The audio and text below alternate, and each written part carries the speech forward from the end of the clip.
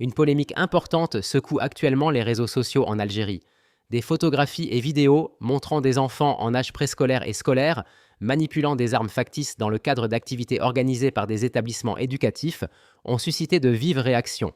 Les images, largement diffusées en ligne, révèlent des mises en scène réalisées dans des crèches et des écoles primaires, notamment en région de Kabylie. On y voit de jeunes enfants tenant des répliques d'armes, participant à des reconstitutions de scènes militaires ou guerrières. Bien que les armes présentées soient factices, leur utilisation dans un environnement éducatif soulève de sérieuses interrogations. Le gouvernement provisoire kabyle en exil, l'Anavad, a réagi vivement par la voix de son porte-parole, Mouloud At-Azdin.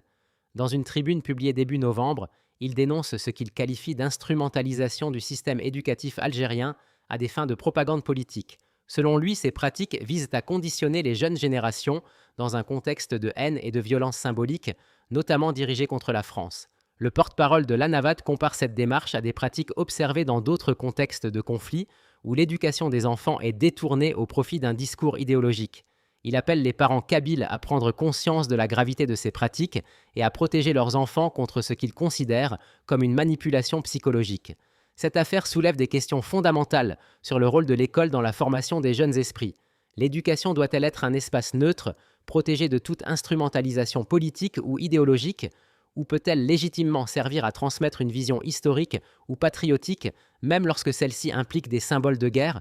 Les parents et les organisations de défense des droits de l'enfant restent attentifs à l'évolution de cette controverse. Au-delà du débat politique, cette affaire met en lumière la vulnérabilité des enfants face aux discours construits par les adultes, qu'ils soient éducatifs, politiques ou culturels.